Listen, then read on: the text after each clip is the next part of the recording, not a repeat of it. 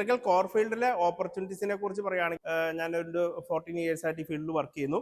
എബ്രോഡും work ചെയ്തിട്ടുണ്ട്, ഗൾഫിലും ഒമാനിൽ Shamil international LC എന്ന് പറഞ്ഞൊരു കമ്പനിയിലും, പിന്നെ ലാസ്റ്റ് ഖത്തർ ഫിഫ പ്രൊജക്റ്റിൽ സീനിയർ MEP എഞ്ചിനീയർ എന്ന് പറഞ്ഞ പൊസിഷനിൽ വർക്ക് ചെയ്യാൻ പറ്റിയിട്ടുണ്ട്. പിന്നെ ഞങ്ങളൊരു ലൈസൻസ്ഡ് കോൺട്രാക്ടറാണ്, എ ഗ്രേഡ് ലൈസൻസ് എടുത്ത് വർക്ക് ചെയ്യുന്ന കമ്പനിയാണ്. അതുപോലെ സോളാറിന്റെ അനേറ്റിന്റെ ഓതറൈസ്ഡ് സർവീസ് പ്രൊവൈഡർ ആണ്. അപ്പൊ അങ്ങനെ നമ്മൾ പല ഫീൽഡുമായിട്ട് റിലേറ്റ് ചെയ്ത് നിൽക്കുന്നതാണ്. പിന്നെ നമ്മൾ ഇലക്ട്രിക്കൽ സോളാർ EV കമ്പനീസിന് മാൻ പവർ സപ്ലൈ ചെയ്യുന്നുണ്ട്. എബ്രോഡ് റിക്രൂട്ട്മെന്റ് ചെയ്യുന്ന മിനിസ്ട്രി ഓഫ് എക്സ്റ്റേണൽ അഫയേഴ്സിന്റെ ലൈസൻസോട് കൂടി എബ്രോഡ് റിക്രൂട്ട്മെന്റുകൾ ചെയ്യുന്നുണ്ട്. സോ നമ്മൾ recruitment, MEP consultant, licensed contractor, skill development, ഇങ്ങനെ അല്ലാണ്ട് ട്രെയിനിങ് മാത്രമായിട്ട് നടത്തുന്ന ഒരു സ്ഥാപനമല്ല. ഈ സബ്സ്റ്റേഷന്റെ വർക്കുകൾ ഇതൊക്കെ വരുന്നത് ഇലക്ട്രിക്കൽ കോർ ഫീൽഡിൽ വരുന്ന ഓപ്പർച്യൂണിറ്റീസ് ആണ്. ഓക്കെ, അപ്പൊ ഇങ്ങനെ നമുക്കൊരു വർക്ക് സൈറ്റിൽ എക്സിക്യൂട്ട് ചെയ്യണമെങ്കിൽ ആദ്യം നമുക്ക് എന്ത് ചെയ്യണം? നമ്മുടെ ഫസ്റ്റ് ജോബ് ഓപ്പർച്യൂണിറ്റി എന്ന് പറഞ്ഞാൽ ഏത് സെക്ടറാണ്? ഡ്രാഫ്റ്റിംഗ്. നമ്മൾ ഡ്രോയിങ് വരയ്ക്കില്ലേ? ഇപ്പൊ ഡ്രോയിങ് വരയ്ക്കുന്ന പ്രോസസ്സിനെയാണ് എന്തെന്ന് പറയുന്നത്? ഡ്രാഫ്റ്റിംഗ് ആണ് വരയ്ക്കുന്നത്. അപ്പൊ ഡിസൈൻ ചെയ്യണമെങ്കിൽ നമുക്ക് എന്തൊക്കെ അറിയണം?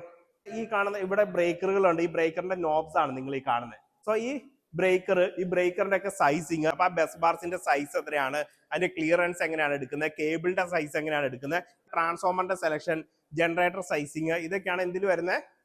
അപ്പൊ ഡിസൈൻ ഡ്രാഫ്റ്റിംഗ് എന്ന് പറഞ്ഞാണ് ഒരു ജോബ് സെക്ടർ. ഇനി ഡ്രാഫ്റ്റിംഗിന് നമ്മൾ എന്ത് ടൂളാണ് യൂസ് ചെയ്യുന്നത്? AutoCAD 2D. ഇനി നമ്മൾ 3D ഡ്രാഫ്റ്റിംഗ് ഇപ്പോൾ വരുന്നുണ്ട്. ഗൾഫിൽ അല്ലെങ്കിൽ യൂറോപ്യൻ കൺട്രീസിലൊക്കെ പോകാനും, അല്ലെങ്കിൽ ഗൾഫിൽ അല്ലെങ്കിൽ യൂറോപ്യൻ കൺട്രീസിന്റെ വർക്കുകൾ നമുക്ക് ഇവിടെ നിന്ന് ചെയ്യാനും പറ്റുന്ന ഒരു ജോബ് സെക്ടറാണ് റിവിറ്റ് MEP, BIM എന്നൊക്കെ പറയും. അത് നമ്മൾ 3D മോഡലിംഗ് ആയിട്ട് വരയ്ക്കും. ഇപ്പൊ ഇത് കൂടെ പോകുന്ന ഡെക്റ്റ് ഒക്കെ പോകുന്നുണ്ടോ? ഇത് ഇതുപോലെ തന്നെ നമ്മൾ പ്ലാൻ വരയ്ക്കുമ്പോൾ തന്നെ നമുക്ക് ഇതുപോലെ 3D ആയിട്ട് കാണാൻ വേണ്ടി പറ്റും. വർക്ക് നടക്കുമ്പോൾ ഇവിടെ സൈറ്റ് എഞ്ചിനീയർ മുതൽ പ്രൊജക്ട് മാനേജർ വരെ, QA QC, ക്വാണ്ടിറ്റി സർവേയിങ്, അങ്ങനെ പറഞ്ഞ വിവിധ ജോബ് പോസ്റ്റ് ഉണ്ടാവും. നമ്മളുടെ പ്രൊജക്റ്റ് ആണ്. അപ്പൊ അവിടെ ഇപ്പോഴും എഞ്ചിനീയേഴ്സ് ഉണ്ട്. അവരെന്താ അവിടെ ചെയ്യുന്നത്? Operation and maintenance, facility management. ഏറ്റവും കൂടുതൽ റിക്വയർമെന്റ് വരുന്ന ഒരു ഫീൽഡാണ് സോളാർ സിസ്റ്റം. കൂടുതൽ വരാൻ പോകുന്നത് ഏതിലായിരിക്കും?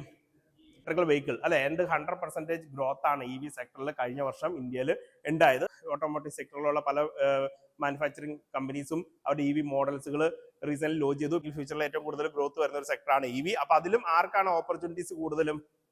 ഇലക്ട്രിക്കൽ എഞ്ചിനീയേഴ്സിനാണ്. നാട്ടിലെ ഏറ്റവും കൂടുതൽ ഓപ്പർച്യൂണിറ്റീസ് വരുന്ന ഒരു ഇതാണ് ചാർജിങ് സ്റ്റേഷൻ ഇൻസ്റ്റലേഷൻ. ഇപ്പോൾ കൊച്ചി വാട്ടർ മെട്രോയിൽ ഉപയോഗിക്കുന്ന ഇലക്ട്രിക് ബോട്ടുകളാണ്. അതിന്റെ ചാർജിങ് സ്റ്റേഷന്റെ വർക്കുകൾ ഞങ്ങൾക്ക് ചെയ്യാനുള്ള ഓപ്പർച്യൂണിറ്റി ഉണ്ടായിരുന്നു. ചാർജിങ് സ്റ്റാൻഡേർഡ് DC ഫാസ്റ്റ് ചാർജിങ്ങിന് വരുന്ന ചാർജിങ് സ്റ്റാൻഡേർഡ് CC-S2 എന്ന് പറഞ്ഞ ചാർജിങ് സ്റ്റാൻഡേർഡ് ആണ്. സോ അത് നമുക്ക് 30-50 കിലോവാട്ട് ആണ് ഇപ്പോൾ വരുന്നത്. ഇനി അതിൽ നമുക്ക് ചാർജിങ് ടൈം കുറയ്ക്കാൻ വേണ്ടി കൂടുതൽ കിലോവാട്ടുള്ള ചാർജറുകൾ യൂസ് ചെയ്യേണ്ടതായിട്ട് വരുന്നു. സോ അപ്പൊ അതിന് നമുക്ക് ട്രാൻസ്ഫോമർ, ജനറേറ്റർ ഒക്കെ വരുന്നു. അപ്പൊ അതിനകത്തും ഇതുപോലെ തന്നെയുള്ള ഇലക്ട്രിക്കൽ വർക്കുകൾ, ഇലക്ട്രിക്കൽ എഞ്ചിനീയേഴ്സിന്റെ റിക്വയർമെന്റ്സ് ഉണ്ട്.